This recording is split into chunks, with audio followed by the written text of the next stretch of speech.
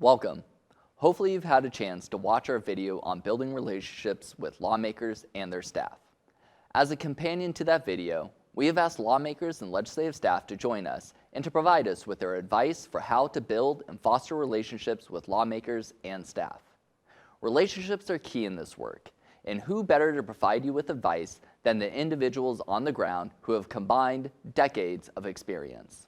With that, let's hear from the experts. Representative Elmer, as a legislator, why are relationships important in your work? And in particular, why does the relationship between a legislator and their city officials matter?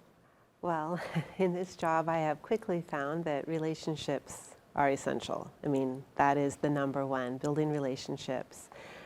We are, representatives of our constituents, and so we need to have relationships with a lot of people and build those so that we can achieve the goals. But specifically with my city leaders, I have found that it's been a very positive scenario, but I have worked with them to, create policy, to pass policy, and just they're the heartbeat. They're going to know what's going on in my district within the specific cities. So it's very important that I have that good working relationship with them so that I then can know, what to advocate for and where to lean in on certain issues. I mean, I'm a representative for the state, but I'm a representative for my district. I am their voice. And so I think it's only fair to them that I have a clear understanding of what their voice is. It takes 31 votes in the House, 16 votes in the Senate, and 1 vote for the governor. So in the legislative process, you can never do anything by yourself. Sometimes you'll be in the minority, sometimes you'll be in the majority, but you need others to work with you. And the only way to get others really to work with you is to build that relationship of trust.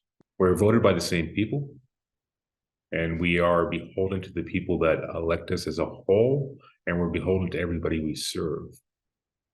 So having that relationship with those that are voted by the same group or subset of group of people that you are is important. We're all on the same team. We're all trying to do better for our district, counties, and cities. How should a city official member approach starting a relationship with their legislator if they don't have one already? Send an email, ask for a cup of coffee. If you're willing, say, hey, I could travel down to where you're at. I'd like to just have a conversation. Or when's the next time you're going to be in town? As you both know, get a hold of our chief of staff. Make sure we put a note. Next time I'm in Elgin, I need to go see the mayor. Next time I'm in John Day, I need to go see the mayor. And follow up. Follow up monthly. Hey, just wanted to say hi. Make sure I'm on your calendar next time you come in. Just be persistent, but you initiate the conversation. Don't wait for the representative to initiate the conversation. Email. It's always great. Say, hi, so-and-so representative, I'm so-and-so from whatever the district is, and I'm new to this job. And I'd like to introduce myself and get to know you and see how we can work together. That's always been something for me. I see that and I say, oh, good, reach out to them, tell them we'll have a conversation. Because I was new once, and I think I struggled just as much as anybody else new does in that new environment. I mean, I was like my first year in total overwhelm of being a legislator. Mm-hmm. I thought I knew everything until I became a legislator. So they should never be afraid to reach out, because I think we all are very open to having conversations and meeting people and helping them be successful in what they do. Because if it's in our district, if they're successful and they've reached out to us for that help, we're successful as well. Get the relationship started, even if you don't have an ask at the time, because when something comes up, then again, that's your mouthpiece, that's your voice, and it's going to be easier to hit the ground running if you already have that relationship established. What is your role in a legislative office, and how do staff help build relationships between their member and local leaders? I think staff are sort of like the stage managers in a legislative office. So obviously the member is the person who's out on stage, who's meeting with people, who's making the statements, who's making the important decisions, but then staff are the folks who are in the wings that make sure that all of that is able to go smoothly. So they're the ones that, set up those meetings, the ones who do the research, the ones who figure out what information the member needs to be able to make an informed decision. And if staff is doing their job well, everything should go smoothly and you almost shouldn't even know they're there. Just like a stage manager. If you're watching a good show, you don't think about all the crew behind the scenes that's making it happen, you just know it's a good show. The relationship building part is really important because staff is your first point of contact if you're reaching out to a legislator. And so having those good relationships with staff, knowing staff, having staff like you, treating them with respect is really important because they are the folks who, like I said, set up the meetings and get the information and everything. So making sure that you are working with staff and building those relationships even when you don't necessarily need something urgently, but just trying to be a friendly face is important. Staff are the front lines and the eyes and the ears of the office. And they see everything that goes on. They are that front line of contact, whether it's meeting requests, but they also have a sense of what everyone that is focused on their boss's bill is taken care of. So they're getting a sense of the proponents, the opponents. They can also coordinate with member offices to see who else is coming their way in terms of priorities and the asks that are coming. So it is really important for me to hear that counselors are working with staff and really treating them with respect because they are the ones that see and have a sense of what's going on across the building. Because in the end, the members are on the floor, they're in committee hearings, they're in caucus meetings. It's the staff that see the behind the scenes and how the machine works. So as you mentioned, staff are often the first point of contact in a legislative office. What should city officials keep in mind when they're reaching out to a legislative office to secure a meeting or keep the legislator informed on a district issue? We did a survey of our House Democratic staffers this year, and we asked them how many of them that this was their first session, and 3/4 of them raised their hand.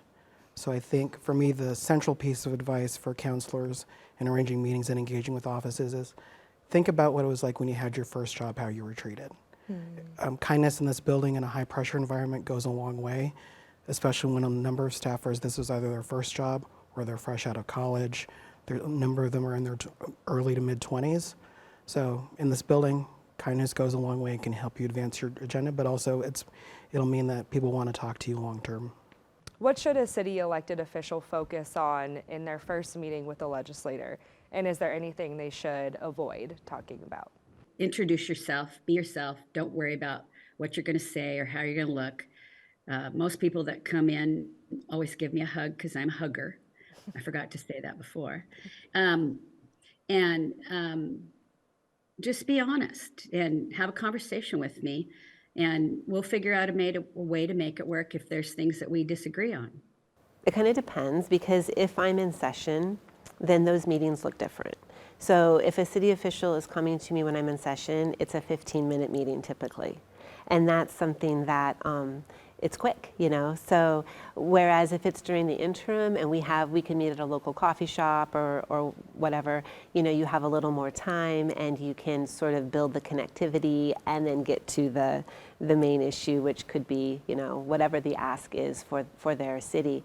But in that session time, that 15 minutes, it's a pleasantry, and then it is, how can I help? What is the main goal you want me to hear that is most impacting your city? The first conversation, meeting or two, should be just getting to know each other, getting to know the differences of the communities we serve, and what we have in common.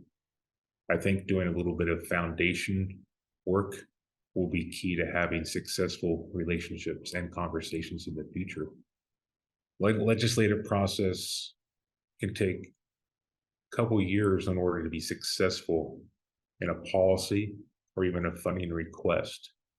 So start those conversations early and often, and don't expect things to happen in the first long session or short session. Be happy if they do.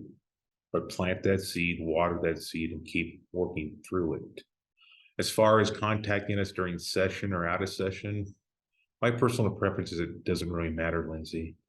During session, as I stay in Salem, I'm focused on that 24 hours a day. That is my number one job at all time. In the interim, I'm at home trying to reconnect with my family, reconnect with my farm, and I try to put on some sideboards to time I spend in, being a legislator. Uh, so honestly, I don't think it really matters, but the big important thing is build a relationship before you actually start talking about policy and desires and needs. What else should city leaders keep in mind as they build upon and maintain that relationship with their legislator? The advice that I would give would be to recognize the role that each plays, the city official and the legislator, and how it's meant for them to work together. So to have an understanding of that and to know that as a city official, like, it's your right, it's your duty, it's your job to lead the city by using all the tools you have. And one of those tools is your state rep. So definitely don't be afraid to reach out. You're not bugging at all. I mean, our job as a state rep is to serve, and a city leader is doing the same thing. So we're united in that. And it's just important that they're talking, they have the relationship so that constituents can be served. If they're the same city administrators and city people that work within the city and they come to the office or do Zoom meetings or Teams meetings with us, just remember the conversations that you had previously. And if there's something that we need to work on in that previous conversation, like whether it's a financial ask for the community, or whether it's some other way that we can help, or you want me to come and talk, or you want to come and visit and take a tour somewhere that I can help facilitate, just keep that in mind and remember that at least for me, my door is always open. Don't be afraid to come in and have a conversation with me. So once you've made that first contact with the legislator, if they'll share their personal or cell phone with you, shoot them a text. Hey, you got time for a call? Or hey, it's a good, easy way to build a relationship, have a touch point without the need to actually schedule something formal, or without the need to think, wow, they're so busy, I shouldn't call them. We're never too busy to hear from a community member, or especially a local elected leader.